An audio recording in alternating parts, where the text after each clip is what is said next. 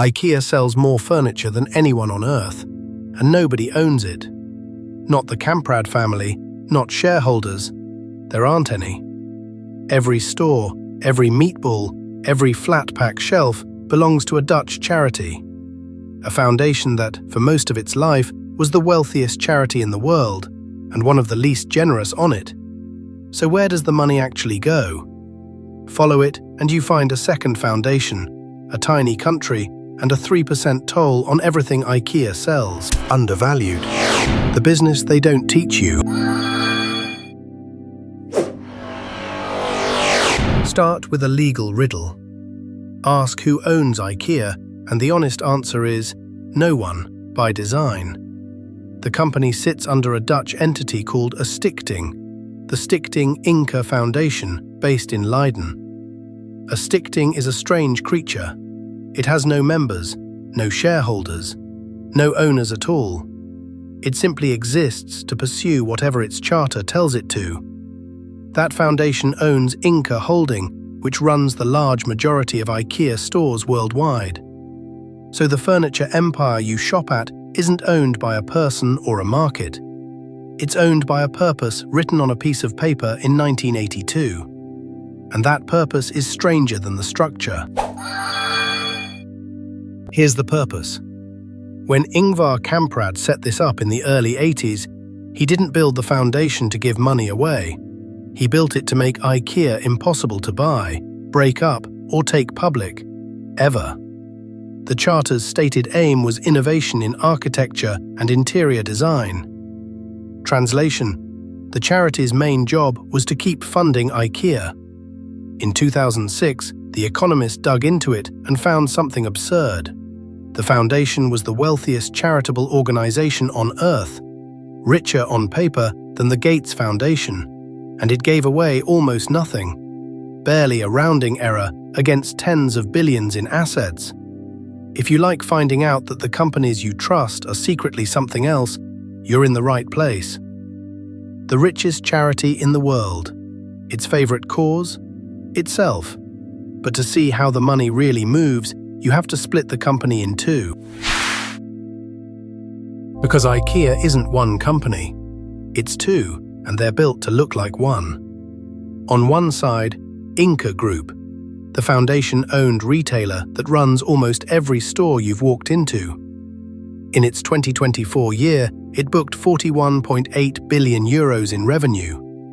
On the other side sits a second, quieter company that owns something Ingka doesn't: the name. And that second company charges Ingka and every other IKEA on earth 3% of sales for the right to use it. Same brand, two owners, one toll. So who collects it?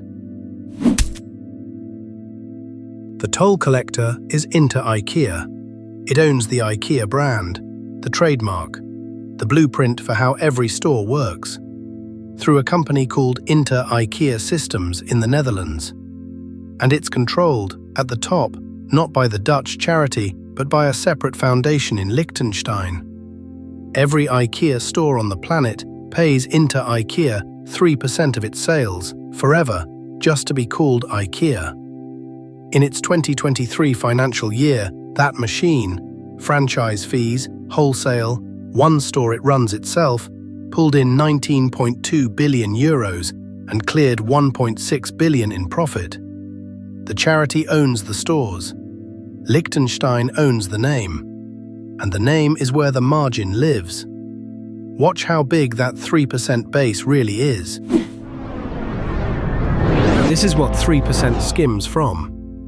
Total IKEA retail sales, every store, every country. In 2021, IKEA sold 41.9 billion euros of furniture. By 2023, it peaked at 47.6 billion. Then, in 2024, it did something rare. It fell to 45.1 billion, because IKEA cut its own prices by roughly 10% to keep customers coming. Take 3% of 45 billion, and you get well over €1 billion in franchise fees, flowing every year to the name holder in the Netherlands. The stores take the risk, the trademark takes a cut, and that cut caught the eye of Brussels. Here's why the structure matters beyond trivia. Run your brand through the Netherlands, route control up to Liechtenstein, and the profits from that 3% toll can be taxed very, very lightly. In 2017, the European Commission noticed. It opened a formal investigation into 2 Dutch tax rulings IKEA had been granted, in 2006 and 2011. Deals the Commission suspected let IKEA shift most of its franchise profit somewhere it would barely be taxed. The bill, if regulators were right, could reach €1 billion. IKEA has said it follows the rules, and that's the elegant part. Most of this isn't a loophole someone snuck through. It's the architecture, built on purpose, decades before anyone thought to ask. Which leaves one question: when does the charity actually give? Eventually it did start giving, and this is the honest turn. The grant-making arm, the IKEA Foundation, is now a serious operation. In 2024, it paid out €349 million, the most in its history, to 119 partners working on poverty and climate. Since it began, it's given more than €2 billion. That's real money doing real good. But hold it against the frame. Recent estimates put the foundation's assets near $60 billion. So the empire gives away, in its best year ever, well under 1% of what it's worth. Generous by the dollar, tiny by proportion. Because giving was never the point. So if the point wasn't charity, what was it? Permanence. A public company can be bought, raided, or pressured into quarterly thinking. A family fortune gets split and taxed across generations until it dissolves. But a foundation with no owners can't be bought, can't be inherited, and can't be forced to sell.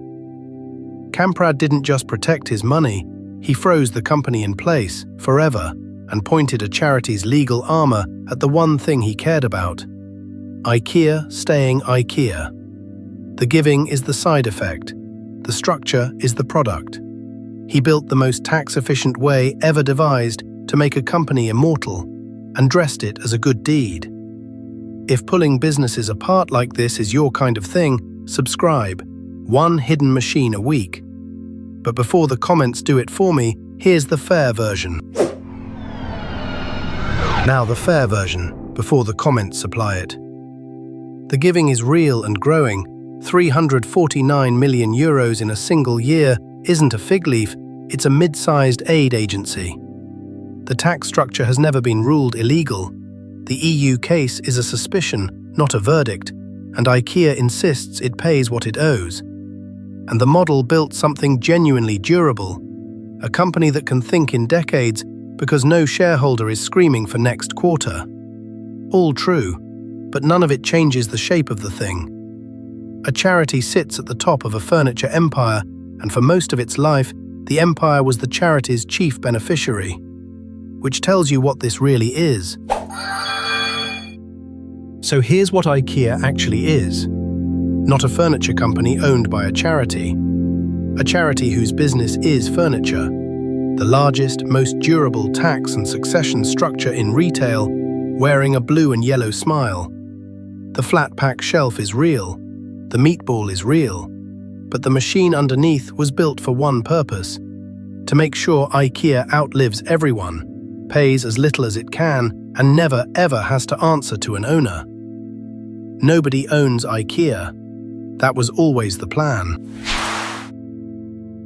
IKEA spent 80 years teaching you it's a store. The paperwork says it's a monument. Here's my question, and I want real answers in the comments. What other company you use every week is secretly a structure, a trust, a foundation, a tax scheme, wearing a friendly face? Drop it below, it might be the next episode. Subscribe for one hidden machine a week. Next up, Red Bull, the media company that happens to sell a drink.